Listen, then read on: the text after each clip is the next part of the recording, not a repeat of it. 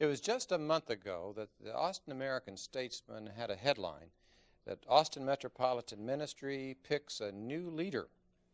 And today we're privileged on Austin Faith Dialogue to welcome her into the show and into her work, which she will be beginning as this program airs. It's Susan Willis, so we invite you to stay acquainted, to get acquainted with her. Austin Faith Dialogue, at the crossroads of religion and life.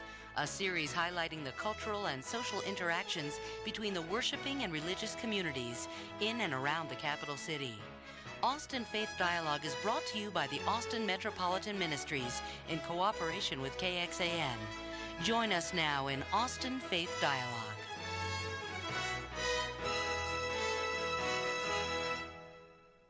Hello, I'm Richard Thompson in behalf of Austin Metropolitan Ministries bidding you welcome.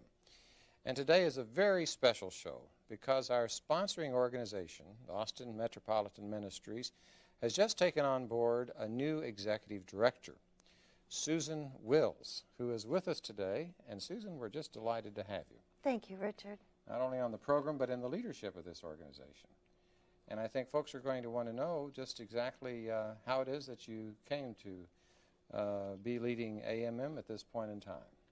Well, I feel very blessed to be part of Austin Metropolitan Ministries. For the last 10 years, I've been the executive director of the Austin Children's Shelter, and that is a shelter for abused children. After all of the years of seeing little children come in life-threatening situations, I felt that I needed very much to work at the other end, to work in an agency that is about hope and healing and about preventing that kind of suffering before it happens. So in every way, I feel that Austin Metropolitan Ministries is where I'm supposed to be. All right. So the relationship between the work that you've been doing over the last decade with the Austin Children's Shelter has a bearing on your decision to come into this work, because the AMM is a means of helping prevent what you saw in the shelter. Yes, when communities of faith come together, there's nothing more powerful than that. And much of the abuse and much of the suffering that I saw over the last 10 years is a result of the alienation and the loneliness that people feel. Austin Metropolitan Ministries has the ability to really come together and to make miracles happen. I think it's the most exciting nonprofit in Austin, absolutely. Oh, well, and so you're really glad to be providing the leadership for it. So glad. I feel very blessed and very privileged to be part of it. All right. Well, I'd like to just take a little bit of more visit of what you're bringing to the work from the shelter. You say you've been in the community for 10 years? That's right. And you came here to do the work with Austin Children's Shelter. Yes. And that has been a focal point for young people, families, is children who've been abused. I mean, that has been the heart of it. Yes. The children that come into the Austin Children's Shelter have all faced life-threatening situations. The state of Texas will not remove a child unless that child has suffered what you and I would consider difficult to even imagine. And they come in as young as 2 days old, all the way up through 17 years old. And there is a sense of love and a sense of hope about the Austin Children's Shelter. It's a very meaningful place, and I will carry the joy of being there always. But it doesn't need to get to that point. And the key, the way to avoid that, is by bringing together people of all of the different faith groups to say, no, not in our community. We're going to love not only our children, but one another. Did you find that in the population of the children who came to the center, many who were from churches or synagogues or congregations of various sorts in Austin? That was the interesting element. Many of these children had never been to a community of faith before they went to the Austin Children's Shelter. Every Sunday, we take them to Tarrytown United Methodist Church, and that's essentially been their first exposure to anything related to God and to love. So there's a sense in which the AMM, as a consortium of congregations in the faith community, would be, in your judgment, trying to reach those who are not part of the faith community. That's going to be an interesting challenge, isn't it? Is that part of your vision for AMM, is to be more proactive with non-religious folks or non-congregational people?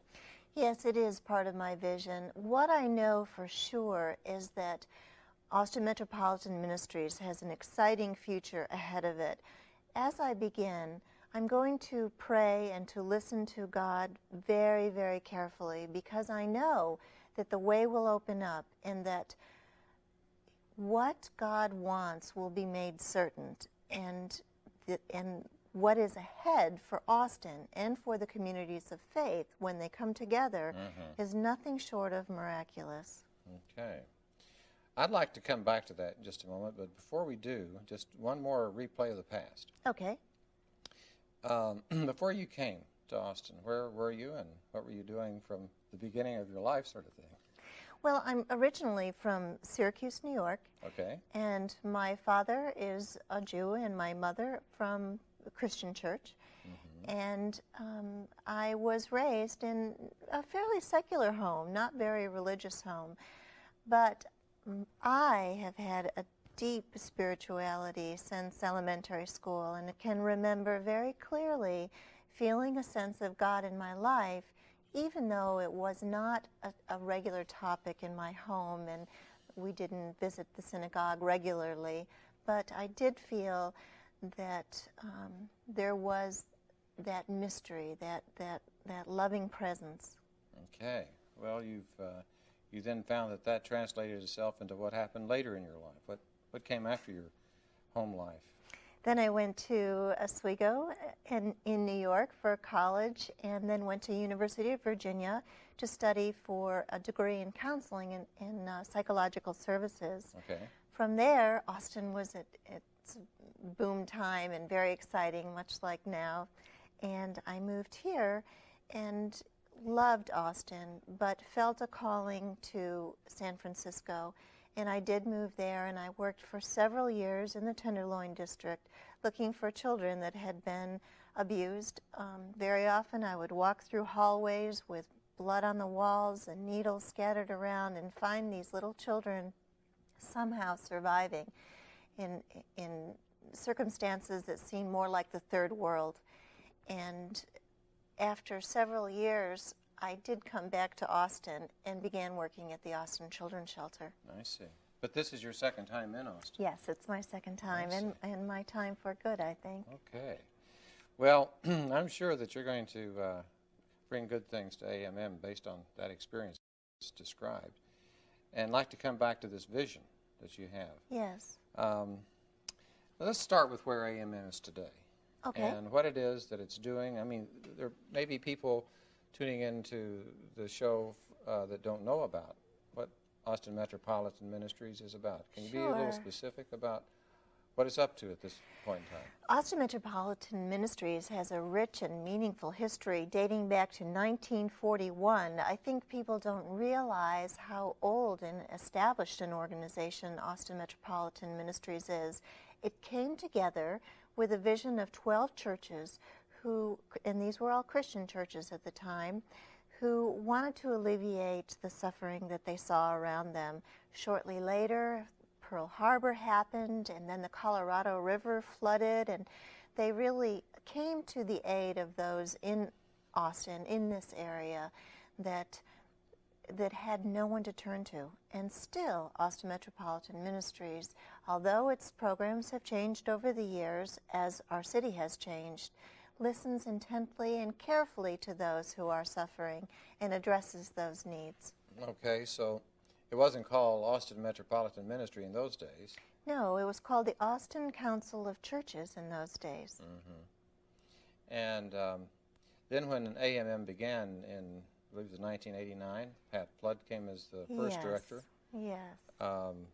Since that time, there have been these programs that have developed, and could you just give people a little bit of a sense of what you'll be overseeing and the programs you'll be working with?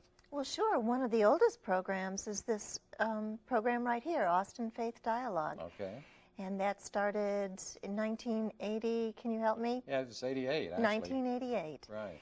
And also, Austin Metropolitan Ministries has a very exciting program called Hands-on Housing. And that is for people who live in homes that are deteriorating. Sometimes their yearly income is $8,000, and that's it. They have no retirement, and they have no resources to fix a leaking roof or a back door that's off its hinges. And the different congregations of faith come together, work side by side with one another, and they put these houses back together.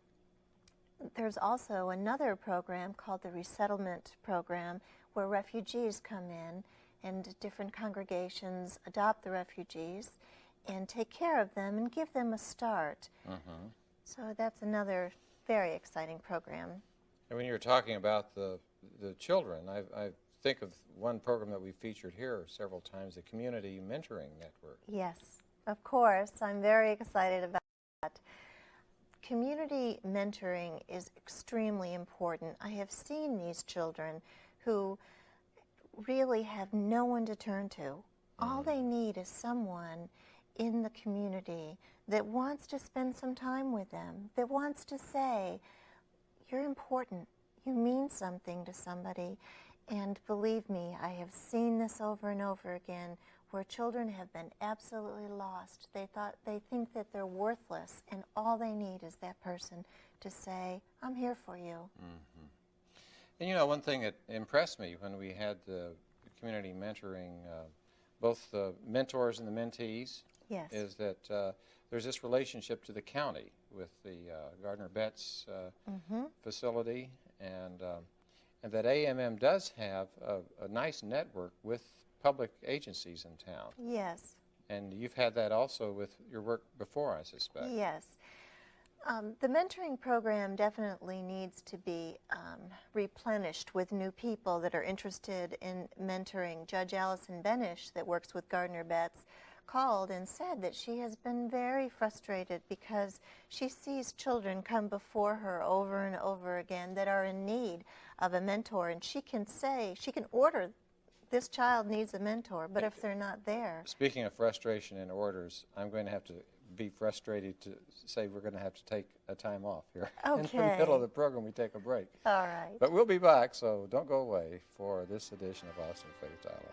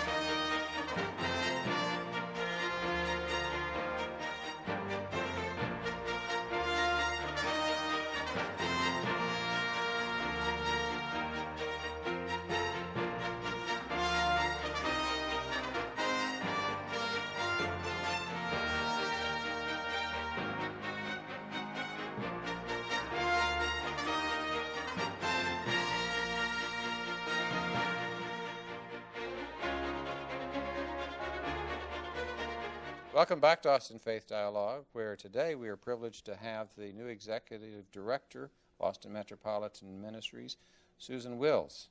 And Susan, talking in the first half, for folks that may not have been here that first 15 minutes, just to remind them that you have been, up till this point, the Director of the Austin Children's Shelter. That's right. And that you're bringing all that experience and interest to now this interfaith job with what we were talking about before in terms of, just at the end, the Community Mentoring Network and the judge who was making a comment about the need for mentors. Yes. And I'm sorry I didn't have a chance to let you finish what you were saying then. Well, I think that it's important for the community to know that there are children out there who need someone to care about them, and a wonderful opportunity that Austin Metropolitan Ministry has for those special volunteers is to become part of the mentoring network. And in that instance, you can work with a child, and for the very first time, it may be that that child feels that there is someone in life who cares about them. There's no greater gift to give a child.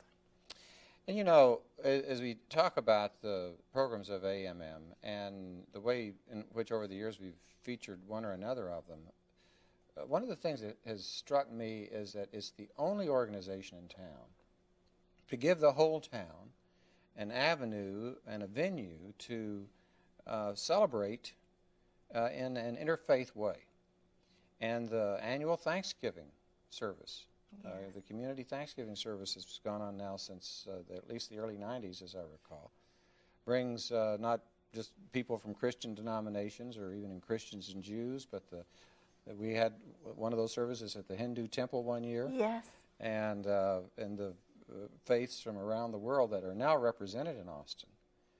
And it seems to me, you said that you had a Jewish father and a Christian mother. Yes. You must have a special feeling for the interfaith side of this whole work. Well, I do. And I love the diversity. One of the things that my own home taught me is to be very, very respectful of the differences in faith, but to really understand that we are all God's children. And I celebrate the differences. I celebrate all of it, the food, the different cultures, the language, the whole expression of it. But underneath it all, for all of us, is love. And when you come together understanding that, then that is really powerful. There's nothing more powerful than that. Well, I think this diversity is something Austin has been waking up to increasingly, with folks coming in with the high-tech industries and the university and all that. All of a sudden, we're not what Austin was when you first came here, for instance. Absolutely. I bet you've seen a difference. Oh, in that. yes. Yes. And that AMM is well positioned to celebrate that diversity.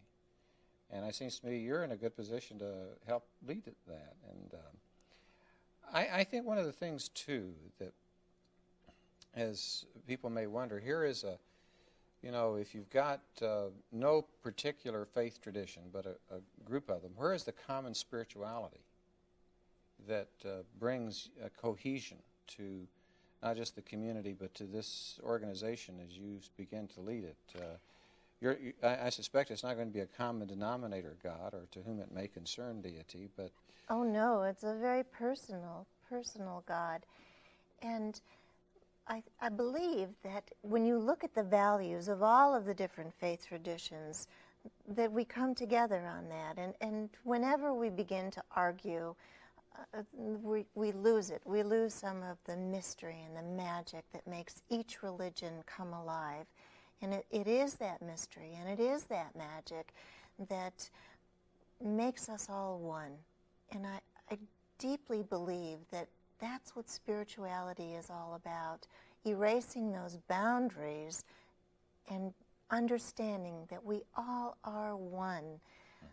But that doesn't mean that we should turn away from our faith tradition. I think that it's important to embrace your faith tradition, celebrate, like you said, the diversity, but to understand that love needs to be the intention, and hope and healing.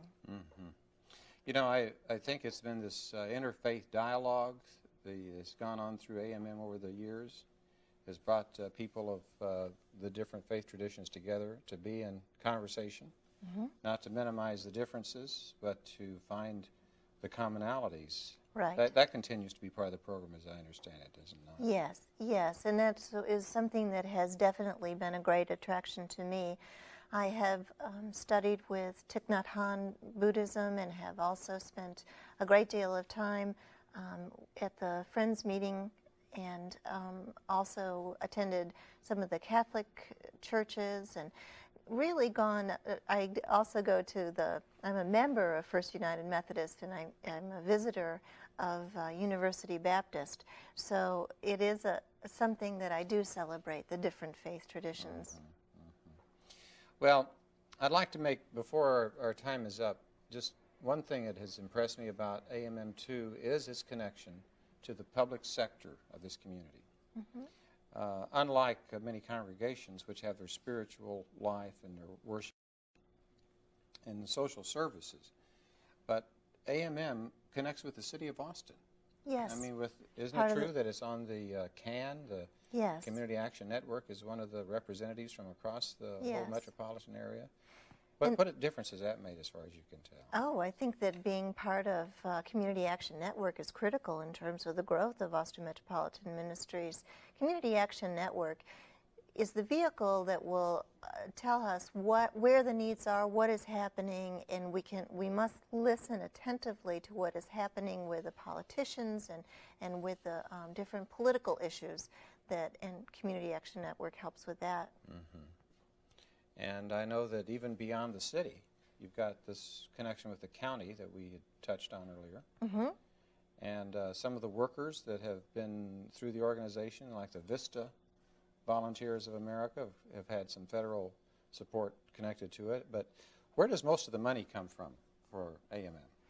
Well, the money comes from the congregations, the different faith-based communities, but I must say that Austin Metropolitan Ministries will need to do a very concerted effort to help raise more funding. We just found out this week that we have been renting space, and that is no longer available to us. Within the next 5 to 7 years, we will have to find a new space. Austin Catholic Diocese has been giving us rooms. And so my vision and my hope is that we will be able to raise the money to put together a building where we can walk in, we can come together, all of the different races and the different faiths, and sit down at the table and celebrate our diversities and really work together to make Austin a stronger and better community. You're right, now you're at St. Austin's Catholic That's Church, right. aren't you? That's right. And there's a limited time that you can be there, and now you have to think in terms of where next to go. That's right. So we will have to be working on looking for a new location eventually, and also raising money to be of help to more people in the community. I know that Austin also has an Austin Interfaith, and has been operative in the community for a while. Are you seeing relations there with the work that is done by Austin Interfaith? I'm not as familiar with Austin Interfaith. I know that Austin Metropolitan Ministries very much respects and admires the work that Austin Interfaith is doing. It's a grassroots organization and I did attend their last meeting that is very political in terms of getting people together to vote on issues that will affect things like the living wage and really be of help to minorities and people who are really the have-nots. And yet it is more political than AMM has been by having candidates meetings and That's right. Asking them to say accountability sessions, I think they call it. Right. So that's a compliment to what AMM will be doing, it sounds like. Well, I think that if you were to then say, here we are at the beginning of the 21st century, and if you're, say, with AMM as long as you were with the Austin Children's Shelter, you got 10 years to look down the road here. By the year 2010, what would you have the hope for AMM by that time? I would hope for a stronger community. I would hope that Austin Metropolitan Ministries addresses the gulf between the haves and the have-nots, and that we can turn to this community within the nation and say, here is a community that stands apart, that's just so loving and so special and unique. And I deeply believe that Austin Metropolitan Ministries can come together. Austin is a special place, and I think that we can definitely be the model for the nation in that.